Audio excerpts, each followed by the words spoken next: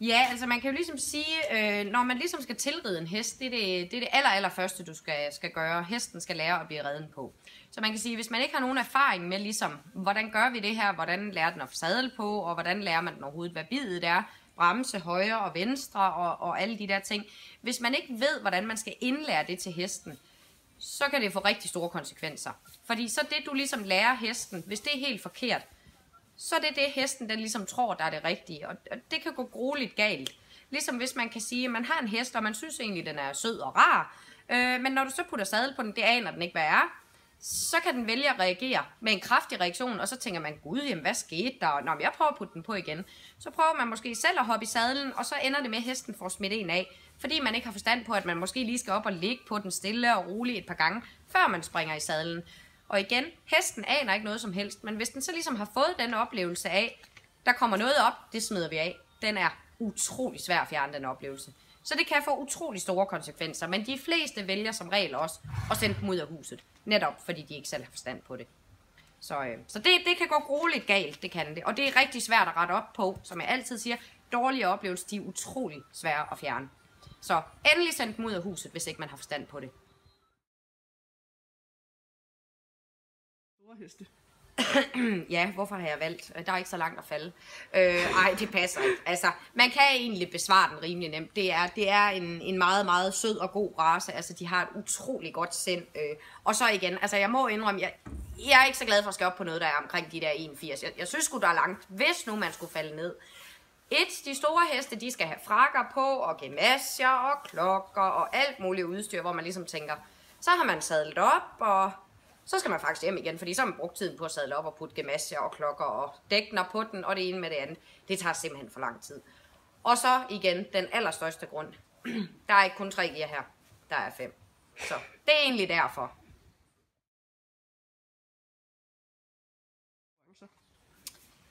Lige med islænderen, der synes jeg jo, det er helt fantastisk, at man ikke må det, fordi jeg synes simpelthen, de der rosenknopper og flætninger, og jo, det kan i og for sig være rigtig, rigtig flot, men hvis vi ligesom kigger på hestene ude i naturen, om så det er en stor hest med kort pels, eller hvad det er, altså der er jo ikke nogen af dem, der render rundt med rosenknopper ude i det fri eller noget. Altså det gror jo bare, som det nu gror. Og igen ved islænderne, der kan man ligesom sige, at de har en kæmpe fordel til sommer. Stor pandelok, fluerne sætter sig ikke sådan helt i øjnene, der går det også ind og beskytter. Og så synes jeg, at det ser forfærdeligt tarveligt ud, altså at en hest har en hale, og så mangler der simpelthen sådan et stykke. Det er bare klippet lige over, som det er på ponyer og på heste. Det ser sgu ikke så naturligt ud. Og igen, det er altså en naturhest. Altså for eksempel sådan en som ham her, ikke også? Jamen du kan næsten ikke se mig, altså. Jeg synes at det ser fascinerende ud. Der er jo nogen, der synes, ej, det er synd, det sidder i øjnene på dem. Men igen, det er jo med til at beskytte for vind og vejr, altså. Og igen det der med, selvfølgelig kan jeg godt finde på at klippe nogle af mine, åbne dem lidt op her foran, og det må du også godt til konkurrencer, men de ser dem jo ikke. Du må klippe dem ned til konkurrence. Du må faktisk klippe dem på hele kroppen. Du må bare ikke klippe dem på benene og ned. At det ser sgu da åndssvagt ud, hvis du klipper dem på hele kroppen, og så benene ned. Så sidder der sådan nogle store pongponger i benvarmere. Så jeg synes egentlig igen, for at bevare det naturlige i hesten, om det er en stor hest eller en islænder, lad være med at klippe i det hår.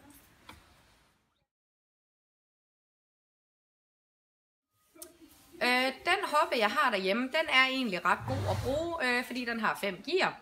Den er 1,40. Har masser af man og pandelok, så der kan man sige, at i og for sig har jeg været super heldig, og så har den god vilje.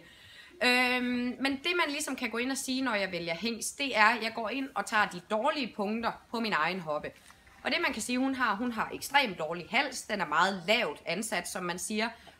Og så har hun ikke sådan en specielt god trav. Hun har sindssygt god tølt og god pas, fordi hun er 5-gænger. Men traven, den halter lidt efter. Så lige specifikt med sådan en som hende, der har jeg valgt, hun er i fol nu. Der har jeg har også valgt en hingst med en flot farve. Det skal man ikke kun vælge efter, men det er jo så en bonus, at han også har en flot farve. Men jeg har valgt en, der har 9 i trav blandt andet, og han er 4-gænger, fordi det gør ikke mig, at han ikke har pas. Fordi det har min egen hoppe, den har ekstremt meget pas. Så der kan jeg tillade mig at vælge en 4-gænger. Så han har 9 for trav, og han har 9 for hals. Og hans hals, den sidder utrolig flot. For ligesom at forhåbentlig få en, der har en rigtig, rigtig fin hals. Ikke at den bliver perfekt, for det gør den ikke. For min egen har ikke specielt god hals. Men ligesom kan gå ind og rette de svage punkter op. og så en med noget mere trave i. Igen vi er islænder for at tølte, men min er så tølstærk, at den skal nok få en super god tølt. Igen er der anlæg for grisepas, så er der anlæg for rigtig god tølt. Men vi skal have noget mere trave ind, der skal den altså ind og være stærkere. Så det er lidt de kriterier, og man kan sige, at hvis hun havde været lille og kort, jamen så havde jeg også gået efter en hingst med noget højde og noget længde på, altså i hvert fald 8,5-9 for proportioner, så det hele det passer sammen. Men der kan man sige, at med min hoppe, der har været utrolig heldig. Der er lidt en dårlig hals, og der er den dårlige trav.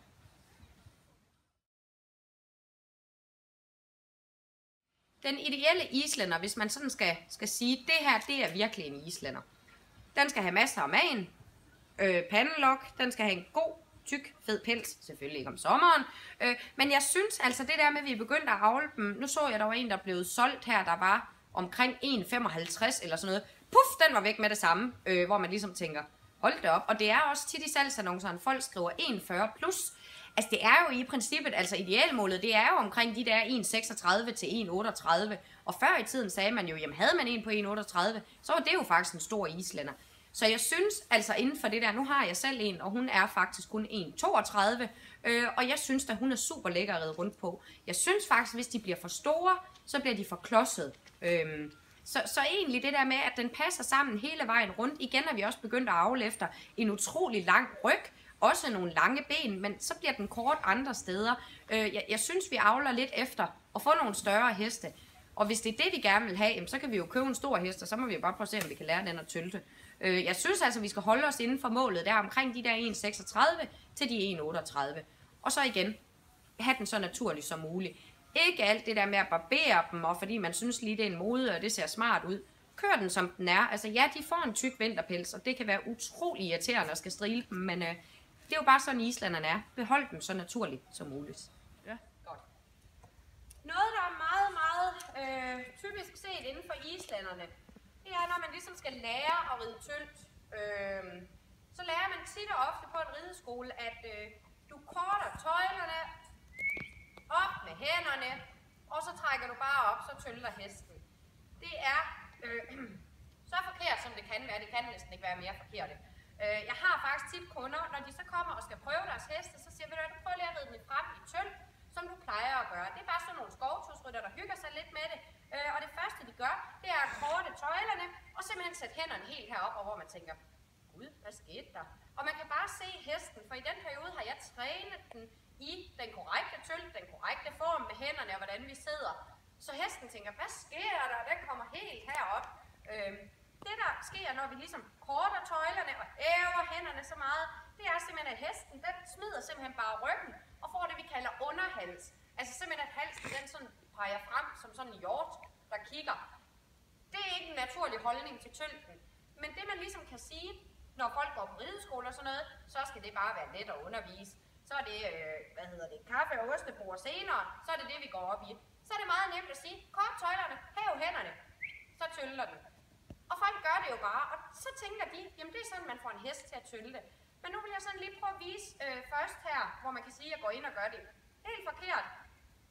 Korter tøjlerne, hæver dem, og simpelthen kommer ned her. Man får at vide, at man skal godt ned i sadlen, og så skal man læne sig godt tilbage, og så bare sådan drive lidt på hesten.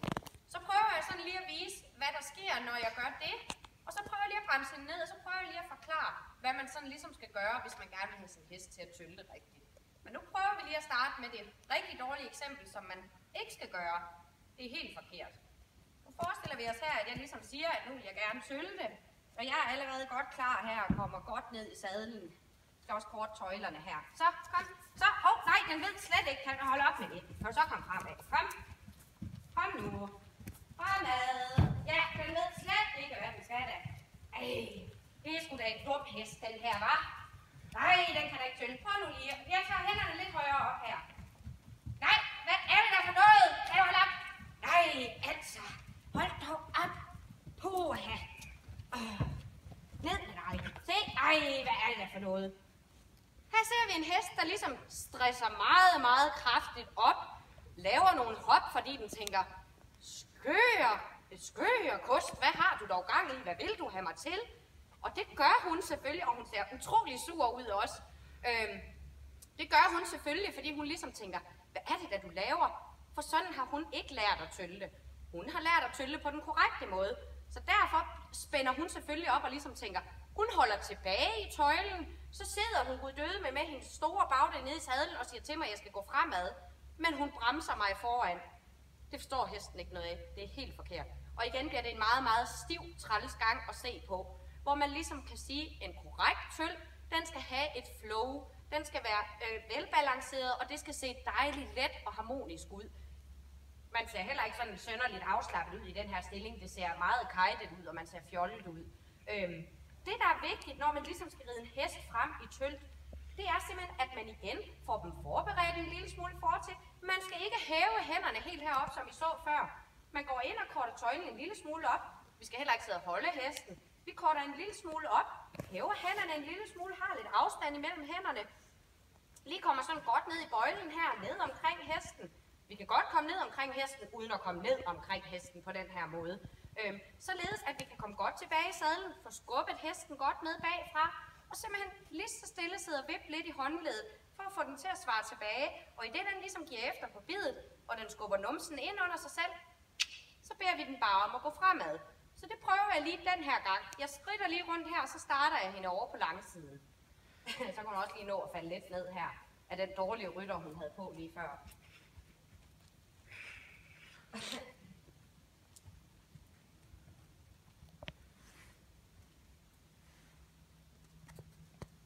Som sagt, man lægger simpelthen mærke til nu her, at anden gang, jeg ligesom skal hende fremad i tøl. Jeg hæver ikke hænderne voldsomt, og jeg sætter mig ikke ned i sadlen som sådan en eller anden tung kran.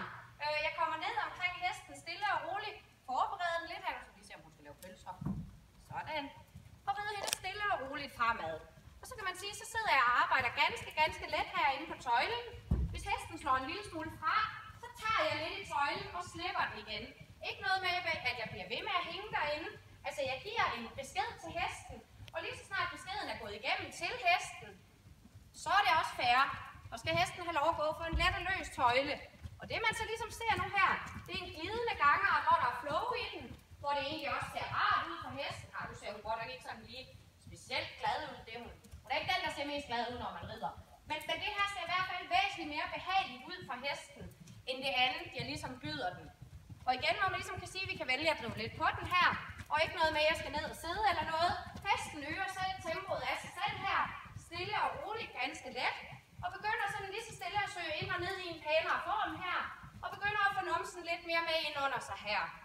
Og igen kan jeg vælge bare at sidde, I kan slet ikke se, at jeg driver, men man beder hende om at øge tempoet her, og komme lidt mere frisk fremad. Og læg mærke til, at jeg flytter ikke mine hænder sidder det samme sted hele tiden undervejs. Jeg er kun lige inde og korrigerer en gang imellem, hvor jeg tager lidt i tøjlen, hjælper lidt, understøtter med sædet. Her ser man, at jeg sætter hesten fremad, men du kan ikke se, at jeg gør noget. Hesten reagerer bare på signalet, at den skal gå fremad, ved at jeg kommer ind og indvirker med mit sæde. Og igen en dejlig let halv parade her. Så kommer hesten ind og ned. Du laver pølser? Nej. Godt. Sådan. Men igen, hvor man ligesom kan sige, at hesten vælger at reagere og svare pænt tilbage, og ikke noget med, at vi skal ind og lave alt det der, eller hæve hænderne eller noget. Som sagt kan man sige, at vi sidder neutralt i håndstillingen, samler hesten lidt her, driver lidt til bagfra, og sætter hesten stille og roligt fremad. Ikke noget med igen, vi skal hæve hænderne, eller ind og hive og rykke i den. Tølt er en behagelig gangart. Tølt skal være afslappet. Vi skal ikke sidde og se sådan helt anspændte ud og sådan ned i sadlen. Altså, vi skal sidde og slappe af, drive lidt på hesten. Nyde gangarten. Det er let for hesten. Det er let for rytteren. Det skal simpelthen være så let som muligt. Det er det, der gør, at vi gider at ride islænder. Det er jo også, hvis man ligesom ikke har så meget forstand på heste. Man kan se, at jeg sætter den fremad. Det går stærkt. Jeg sidder musestille i sadlen. Altså, jeg kunne lige så godt sidde derhjemme i min sofa og spise en dejlig pose chips. Det vil være det samme. Der er ikke noget med, at jeg bumpler rundt eller noget. Det vil jeg gøre, hvis jeg valgte at hæve mine hænder. Og som sagt, ligesom gå ind og gøre det forkerte. Jeg sidder helt stille i sadlen.